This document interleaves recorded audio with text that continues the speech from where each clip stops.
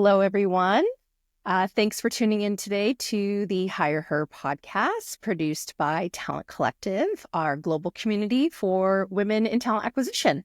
I'm Natalie Stones, one of the co-founders of Talent Collective, and I'm missing my co-host today. I'm riding solo, but I'm really excited to be joined today by Katrina from Join Talent. She's actually dialing in from the UK at the end of her week. So thank you for spending your evening with us. A little bit about Katrina. She has a really cool story. She, back in 2018, left a very well-paid corporate career. She was very successful with the aspiration of starting her own business. Much like many other women in our collective, we all just have these crazy dreams that aren't actually dreams. We really put the pedal to the metal and we make them happen. 4 years later, Join Talent became named the fastest growing company in the UK, the first female-founded business to take that title, which is amazing. So I'd love to hear a little bit more about that in this session today. And the 12th fastest in Europe, and won the King's Award for Enterprise. That is very unique to the UK, so I'm curious what that means. But now you have a thriving organization, over 225 employees. You partner with companies, scale-ups, unicorns, Fortune 500s on embedding yourselves as TA practitioners. But you also have a proprietary sourcing tool called Yoke. Right. Yep. Yes. Okay. Cool. Still an internal title, working on that. Okay. Well, nonetheless, it's an active directory of candidates, and you guys are one of the few companies in this space that's kind of paving the way with kind of this game-changing capabilities. So welcome, Katrina. I would love for you to just share a little bit more about yourself, your career journey, recruiting, maybe share a little bit more about Join Talent and those awards. I'd love to understand what those mean. They all sound amazing. I'm delighted to. So I think my career story is probably very similar to many other people in TA.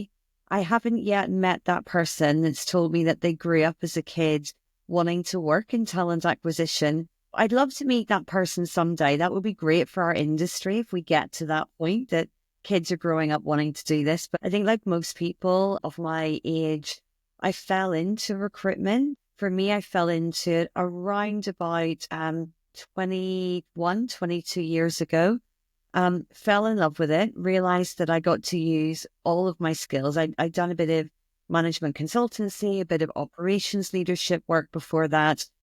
And I realized in TA, you got to use all of those skills. You got to be super commercial. You got to be problem solving. You got to be a marketing person. And I loved it. So I built my career in that. I kind of felt like I never knew what I wanted to do when I grew up, but I've been allowed to work in so many different areas through working in TA, ticked a lot of the boxes. I ended up heading up recruitment at RBS, which was a big global job, and then as director of TA at Nationwide, which is a big firm over here in the UK. But I got to the point in around 2018 where it was actually a bad interview. That was probably the kick in the butt I needed. I just finished doing a massive transformation job at Nationwide, was getting the typical itchy feet of thinking, okay, it's about time to look at what's next. And I went for an interview at a very well-known global alcoholic drinks manufacturer. Mm-hmm. And it was a weird interview. The lady that interviewed me was not a TA background person. I had come from, running a team of over 100 recruiters with a big budget, running the largest cost efficiency program in the entire organization. And this lady kept saying to me, but how many requisitions will you manage? And I said, well, yeah, we're filling at the minute 5,000 to 10,000 a year. But in my last job, it was 35,000. But sometimes it's the complexity. And she went, no, you've misunderstood my question. How many requisitions are you managing? And I was like, well, I mean, I could, but I'd get fired if I walked into the CEO's office or the CHRO was like, shucks, I've been too busy to work on all of this stuff because I've been managing a bunch of recs. They'd quite rightly fire me. And I thought, wow, isn't that interesting that she's out there interviewing for a heavy hitter big salary TA leader and what she thinks that we can best spend our time on, even when you're, ostensibly working at the peak of your profession, is to manage your rec workload. And there's nothing wrong with managing a rec workload, but in what other industry would that happen? Right. Would they interview for a CFO and say, so the bookkeeping ledgers, how many of those you running yourself then? Of course they wouldn't. It would be ridiculous. But I took from it in the nicest way that was the disdain that she had for our profession. And it made me feel really down. And I left that. I had an 8-hour drive to get home from that interview.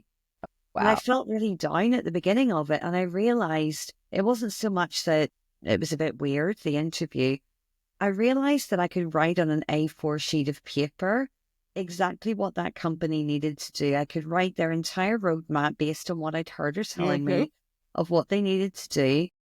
And I knew what would be hard, what would be easy, what would be annoying, what might be fun. But it was really rinse and repeat. And so I just got to that point where I was like, wow, is this what I want to do for the next 20 years of my professional career? Do I want to be just going back around this circle, dealing with the same thing in companies, or do I want to take some of the stuff that's really frustrated me in this role in terms of the services I've not been able to hook into and maybe go and try and see if I can do it myself? So that was kind of my epiphany moment. And then about 2 or 3 months later, I was sitting with the chairman of the board, had a really well-known TA company, actually, that had just been bought by another company. And I was interviewing for a global CEO for this company. And we met a bunch of really lovely candidates. But every single one of them, when they started talking, all I could think was, I know your customers better than you. I know your market better than you. I know this company better than you. I could do this job better.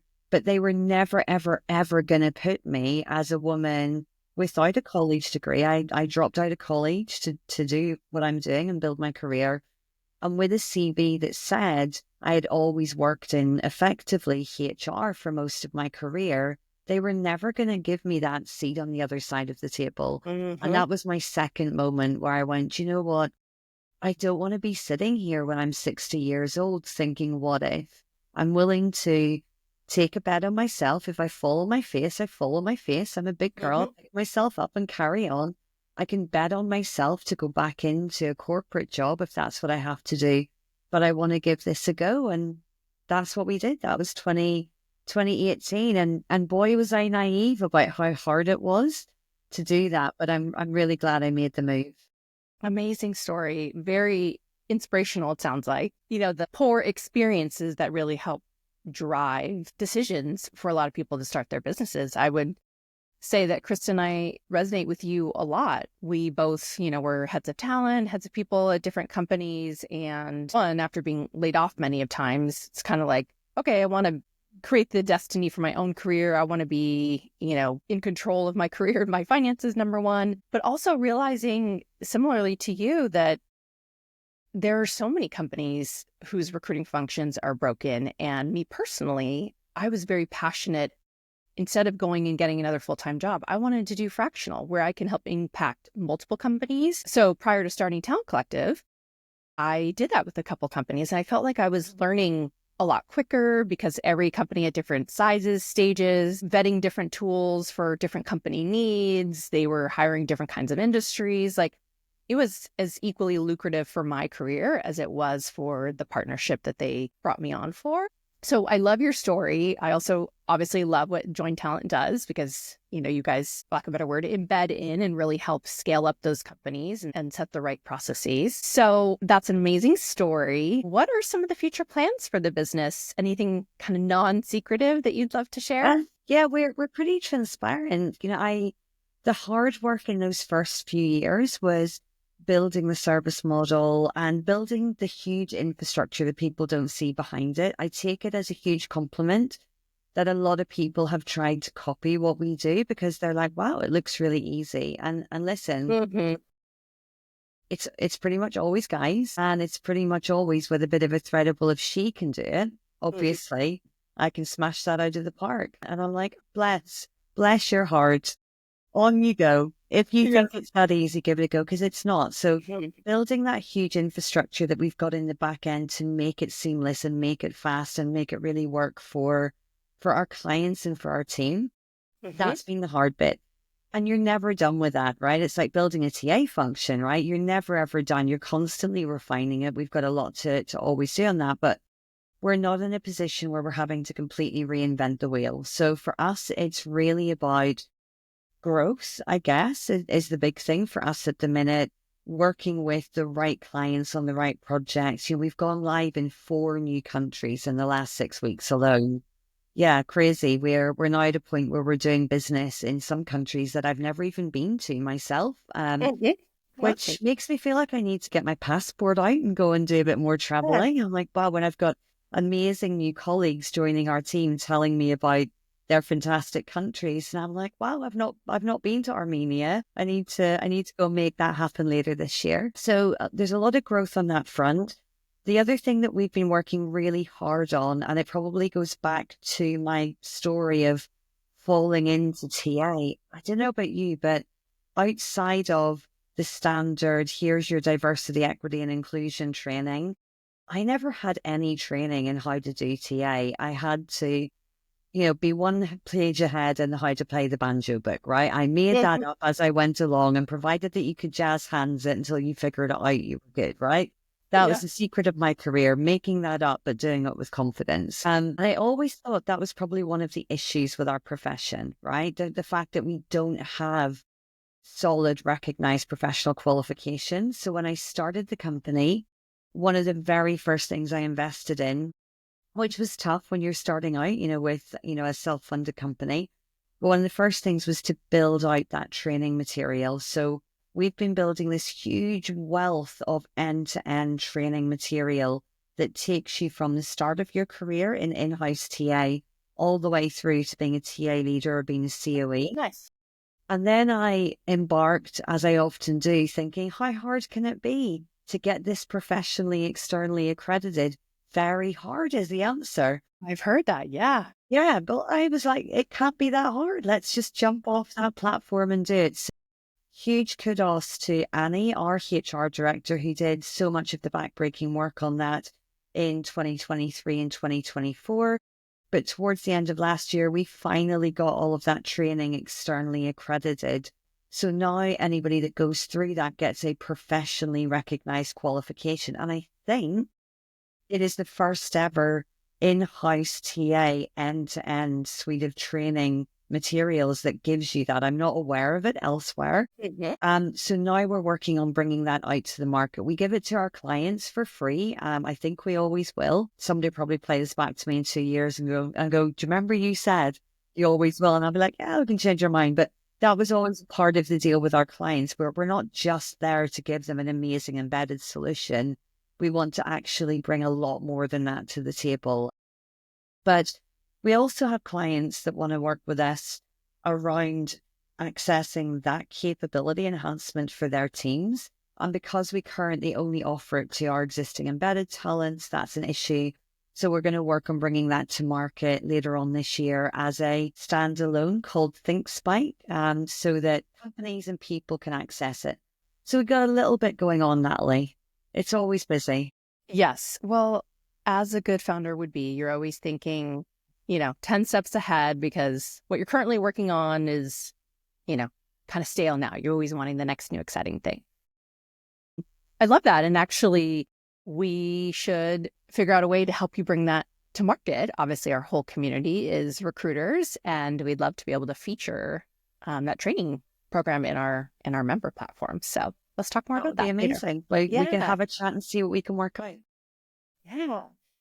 So something else we like to talk about on our podcast are things that are controversial or vulnerable topics. Our audience has really resonated with guests that have shared career challenges, personal life challenges, or something that they find very controversial in the market. I'd love for you to share a little bit about a somewhat recent post on LinkedIn where you were really talking about, recruiting is not going dull, extinct, etc. I don't want to butcher your positioning on it, but I'd love for you to share a little bit about like what was kind of that fluidity of thought. What were you hoping to share with the recruiter community with, that controversial post that you posted? Yeah, and I think you're referring to my post a couple of weeks ago where I was saying about how recruitment is still not broken. And I didn't even think it was that controversial, to be honest. Mm-hmm.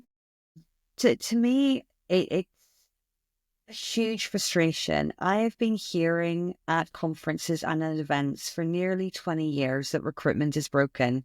And either we're all really bad at our jobs or that was never true in the first place, right? And I don't believe recruitment is broken. I believe that every profession and every operational area in businesses is constantly evolving as the world moves and technology changes and needs of businesses change and expectations change. That makes complete sense. But just because something is constantly changing, that doesn't mean it was ever broken in the first place. That's evolution and revolution. And innovation.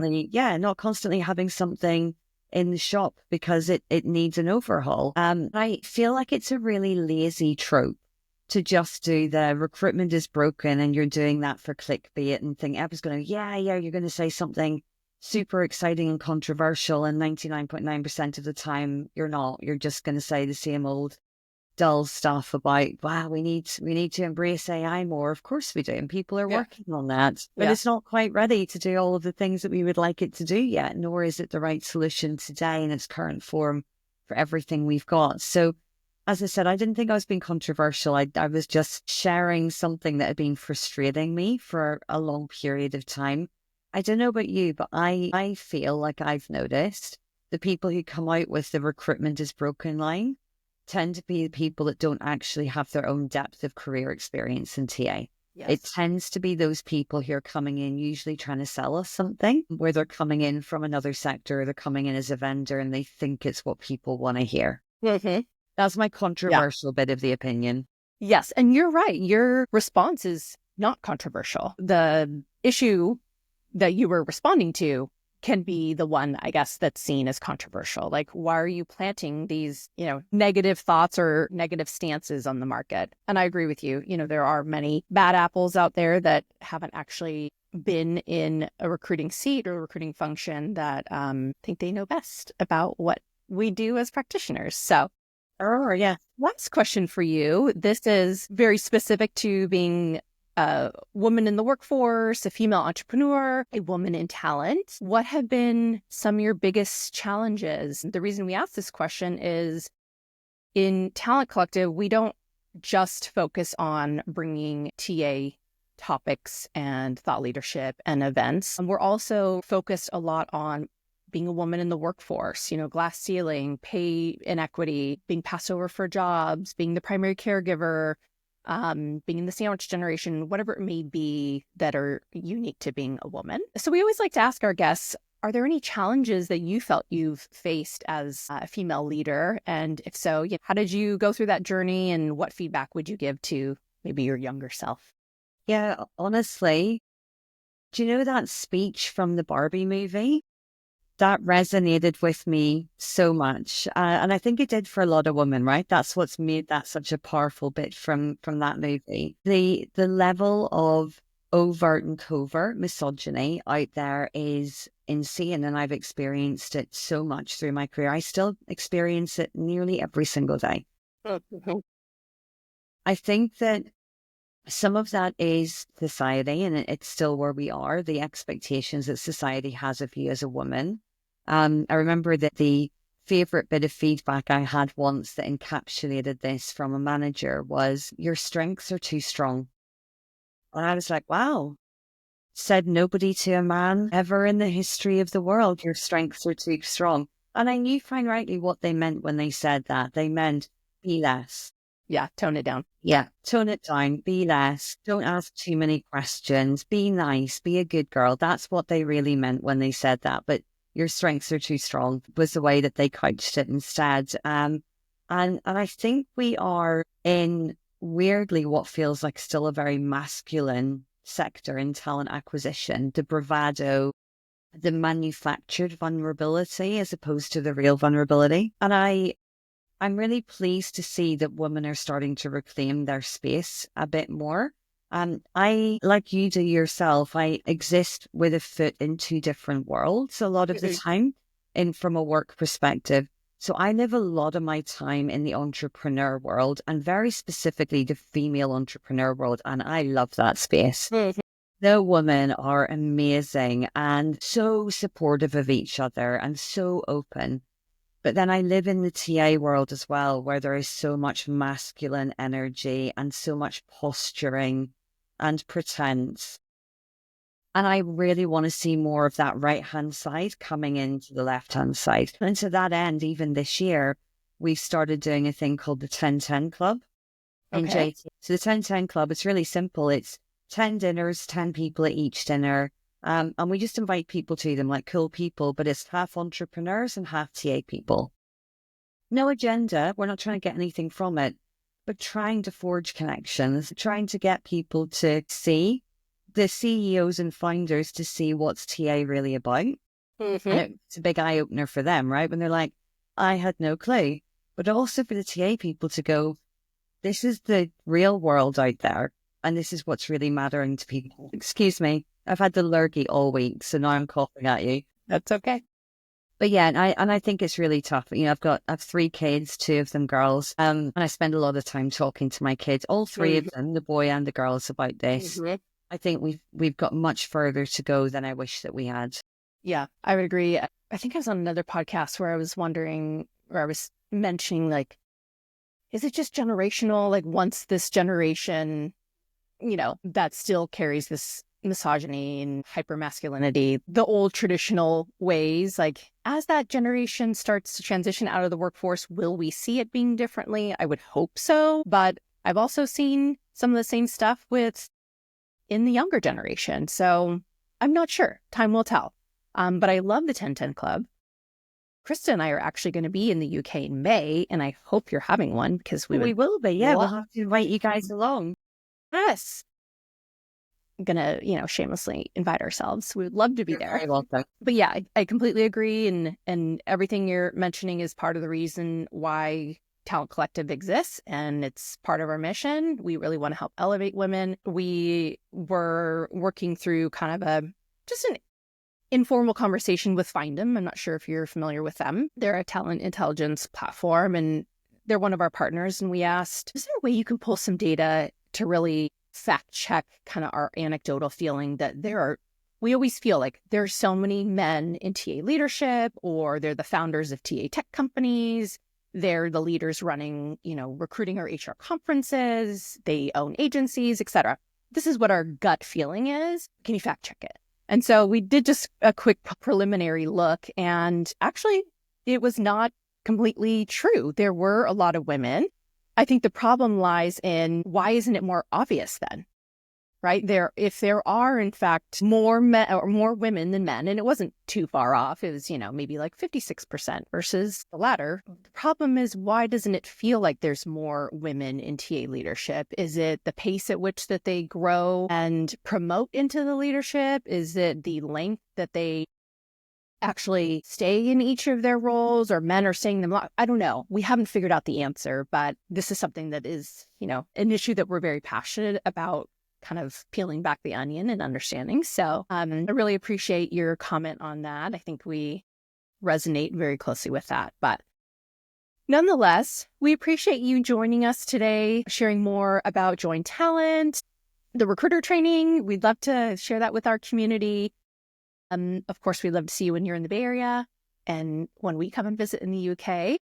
But we appreciate you being a guest. And how can people best connect with you if they, want to learn more about you or Join Talent? Yeah, so, well, for me personally, LinkedIn, of course. You can find me, Katrina Hutchinson O'Neill, on LinkedIn.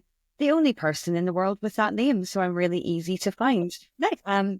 It's a nightmare for air travel, but it's really good for LinkedIn. And then jointalent.net for our website, which is actually later on this year going to be rebuilt as well. We're in the process of that. So you can log in and see the before and now, and then come back in a couple of months' time as well. Very nice. That's always fun. Well, thank you again for joining us. For everybody tuning in, until next week, we hope you have a great rest of your week. Like, subscribe, join, follow, download, all the things, but follow Hire Her, and please share this amazing episode with any of your friends or other ladies in TA. So thank you, everybody. Thank you, Katrina. Thank you. Bye-bye.